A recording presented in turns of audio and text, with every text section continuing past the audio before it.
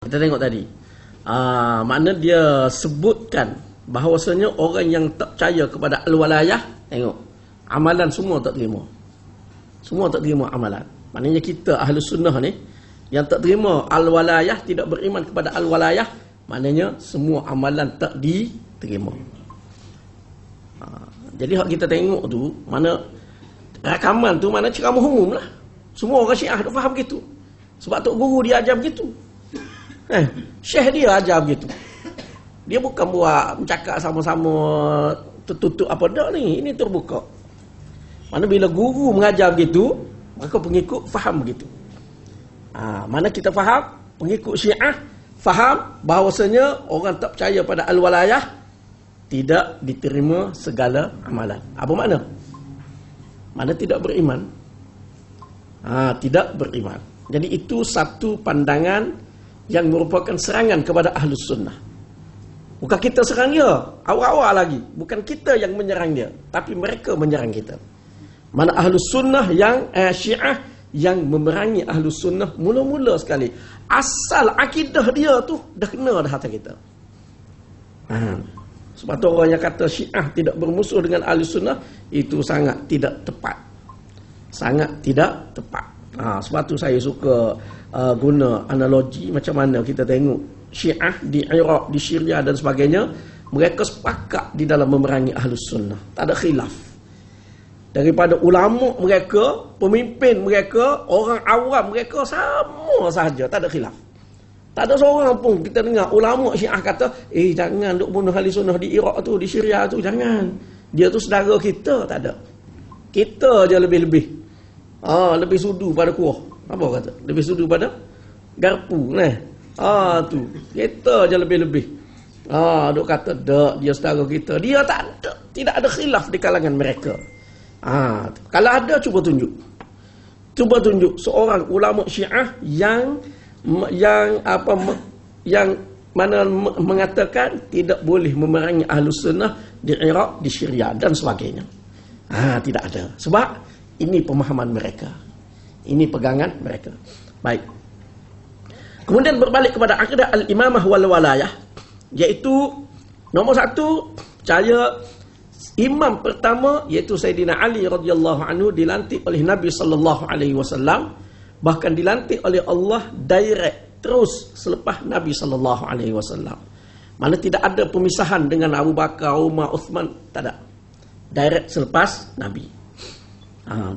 Hasil dia, bila tidak berlaku begitu, sahabat-sahabat tidak lantik begitu, maka mereka menyerang sahabat-sahabat radhiyallahu anhum. Sebab pada hakikatnya, dari segi hakikatnya, mereka pun tak boleh nafi khalifah selepas Nabi SAW adalah Sayyidina Abu Bakar. Mereka tak boleh nafi hak tu. Mereka terpaksa kena terima hak tu dan mereka serang. Mereka kata sahabat-sahabat engkar kepada perintah Nabi SAW. Sebab tu di dalam kepercayaan kepada al-imamah wal walayah ni, kita tengok Syiah, antara perkara yang diperbesarkan oleh Syiah dalam bab ni, iaitu berkenaan dengan peristiwa Ghadir Khum. Peristiwa Ghadir Khum. Ghadir Khum ni iaitu peristiwa yang berlaku pada 18 Zulhijjah, sekembalinya Nabi SAW daripada Hajjatul Wada'.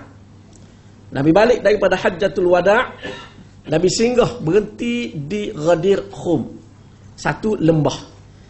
Nama tepat, satu lembah. Lepas tu berlaku sedikit kita kata apa, perselisihan di kalangan sahabat-sahabat radhiyallahu anhum dengan Sayyidina Ali radhiyallahu anhu. Ada isu. Adalah isu tentang kes pembahagian harta ghanimah ke apa, saya pun tak ingat. Tapi ada isu antara sahabat dengan Sayyidina Ali. Jadi Nabi SAW nak menyelesaikan isu tu, Nabi berdiri di tanah tinggi, pegang Sayyidina Ali, angkat tangan dia, Nabi kata, man kuntu maulahu fa aliyun maulahu. Sesiapa yang mana aku adalah maulanya, maka Ali adalah maulanya. Jadi Syiah guna hadis itu habis-habisan. untuk mengatakan bahawasanya pada hari Ghadir itu Nabi SAW lantik Sayyidina Ali sebagai khalifah, sebagai imam direct selepas Nabi SAW. Mana mereka betul-betul guna hak tu, bahkan mereka mengatakan ahli sunnah ni tak guna hadis dia sendiri. Sedangkan hadis tu banyak ada dalam kitab-kitab ahli sunnah. Terdapat banyak di dalam kitab ahli sunnah hadis Ghadir Khum ni, mereka kata ahli sunnah tak pakai hadis dia sendiri. Itu yang diwar-warkan oleh mereka. Baik. Jadi peristiwa Ghadir Khum ni dijadikan sebagai satu hari perayaan di sisi Syiah. Dia buat hari raya hari tu. Hari kebesaran hari tu, bahkan hari raya hak paling besar. Dulu sebelum kita aktif duduk hentam, duduk kata kepada Syiah, duduk attack Syiah apa, golongan dia puak-puak, dia belak dia ke apa ke, dulu belak lah, zaman belak dulu masuk je hari raya haji, relaxnya, tak ada mana, tidak ada pernyataan kegembiraan lah, hari raya korban tak ada.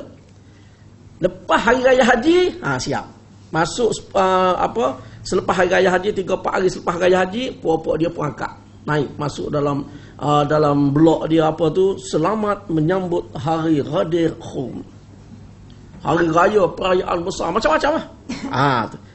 Yang ni ada sehingga seorang novelis terkenal di tempat kita ni, dulu Faisal Teherani dulu banyak dalam blog dia tu, dia banyak masuk unsur-unsur tu lah, ada unsur-unsur tu.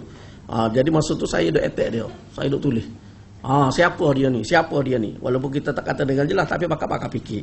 Antara dia hak dia masukkan iaitu sambutan hari Ghadir, perayaan besar umat Islam. Sambutan hari Ghadir. Tu jadi hak tu saya ada simpan, cuma saya cari balik tak jumpa lagi lah, ada.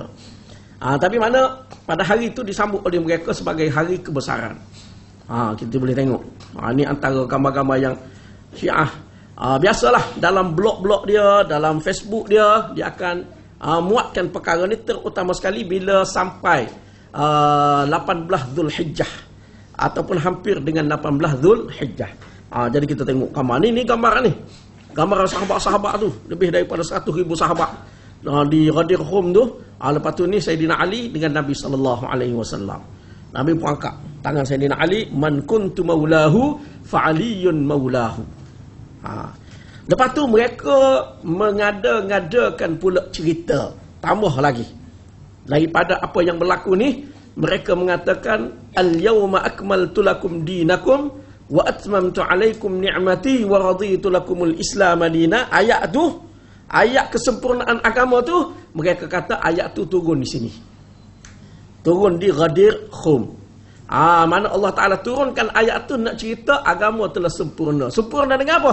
Dengan perlantikan Ali sebagai khalifah, sebagai imam.